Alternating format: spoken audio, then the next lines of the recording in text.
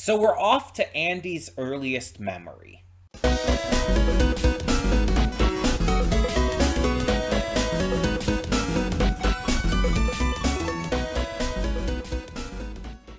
Hey everyone, welcome to Princess of Gay. I'm your host Connie, and today we are here with episode 22 of Undead Unluck. And yeah, last time we got this memory of Andy's from when he was in the Wild West after the Civil War and everything. And we see kind of how he was very different back then and how things were he hadn't even fully discovered his undead powers until like around that time. We got to see people he was journeying with and like just even kind of what his mindset was like at the time. And we see how Fuko interacts with that and how she has to try and connect with all of it. And there was also the entire language barrier issue with the fact that the characters were, a lot of them speaking English, with only two of them, I think, speaking Japanese canonically, outside of Fuko. And that was Andy, who knew Japanese because he had been to Japan by that point. And then there was the one girl who was in his squad at that time who he taught Japanese to. Those two knew Japanese, but the others were all speaking English. The problem is, like I said last time, they were actually the actual voice acting was in Japanese still, outside of Fuko just cutely trying to speak English at a couple of points. So it's like it was one of those occasions where it's like it's really hard to portray that in an anime. I feel like it might be easier in a manga. I wonder if in the manga they had like these characters actually like speaking English, like the words were actually printed in English. That would be really cool actually. But either way, Fuko got to experience a lot of what Andy's life was like at that time and how different he was, and like we see how far he's come in all these years since. But the big thing is that one, he tells her what his earliest memory was. And so she's going to now go to that memory, and that's where we're going to probably see how Victor became Andy. That's what I'm assuming we're going to see. Which implies to us that this is probably this current timeline. And that all the previous world lines that we've had, all the previous like universes that that Jewis has gone through, for example, in the arc, have been via have been with Victor. Victor is the one who is living through all of that separately, not Andy. So Andy is like within the timeline of this world, and his earliest memory is in Washington, D.C., so that's interesting in and of itself. Gonna be cool to see where all of this came from and how all of this is going to connect as well. We also got, on top of that, Fuko has finally admitted out loud and has finally, like, acknowledged her love for Andy. Because again, we know that this already existed. Like it's been obvious, but especially with the manga, it was supposed to be something that like it was supposed to be about what something she loved and something like that got her heart going and everything. That was the point. And so she ended up making about her and Andy, and so it's like, okay, girl, we see what you're doing here. But I don't think she even fully realized it then. I don't think she fully realized it until last episode, the events of that. Because it seemed like she was surprised to, like, acknowledge her love for him. But, yeah, it's very obvious she loves him. She loves the shit out of him. And he loves the shit out of her in the current day, mind you. Like, that's very obvious. What started as, like, a friendship for the sake of mutually beneficial terms with, her ability maybe helping him figure out how to die and everything, ended up becoming an actual relationship built on genuine love once they got to know each other. They genuinely, like, extremely well love each other. And that's obvious. And I'm just, it's really well done because it feels naturally paced.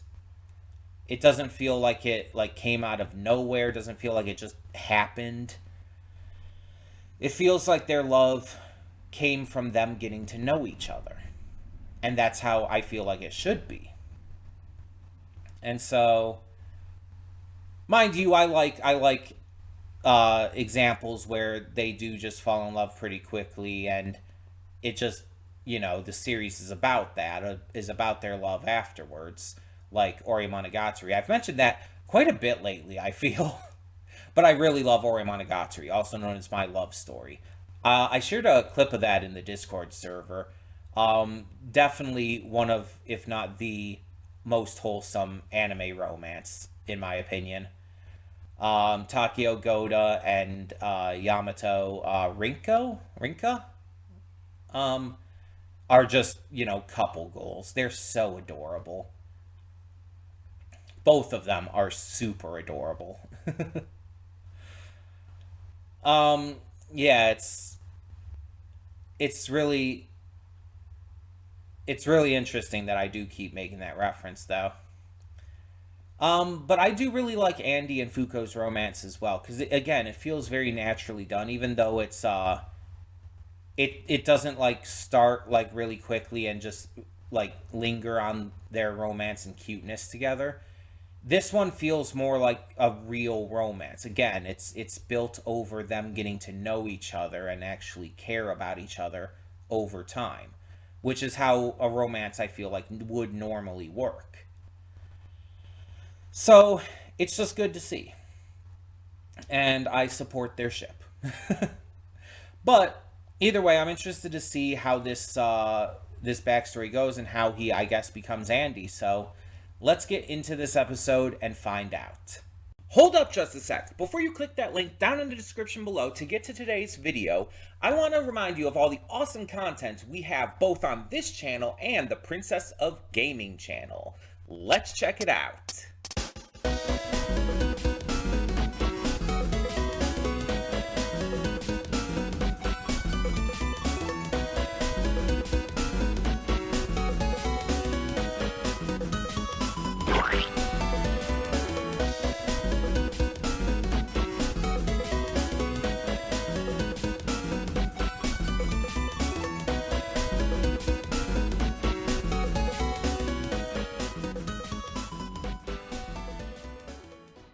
And we are back, and we'll begin with spoilers in 3, 2, 1, now. So, we don't find out how Victor became Andy. We get a glimpse of what might be it. It looks like it was Juiz who did it. And Victor was even saying at the end, like, ask Juiz if you want to know what happened. So, I mean, we knew Victor and Juiz were connected, but we're seeing here that they have, like, a deeper connection than we thought, to the point where they actually loved each other. Like, they were a couple. In the same way that Andy is with Fuko now. And Victor, his main goal is to assume control of the body because he wants to kill Juiz. Because in his mind, it's going to be rescuing her from this constant torment he feels that she's putting herself through. It's a little bit of a flawed idea, but he's doing it genuinely out of love. He straight up admitted he loved her. It's definitely just a, deviant way of looking at it. But the fight between Andy and Victor here was important because it shows how much Andy has grown in terms of using his abilities. And by copying and even matching Victor's enhanced abilities, we could see that, like, this is going to enhance Andy further to be able to take on the enemy. But so will Fuko's enhanced unluck. Her being able to personalize it to the opponent just by basically studying them and learning what would take them out is important. Because it means that, as Victor was saying, if she learns enough about God, she'll be able to stop him, to take him out with her unluck. And obviously working together with Andy and him having advanced his abilities is going to make that even more possible. That's obviously extremely fascinating.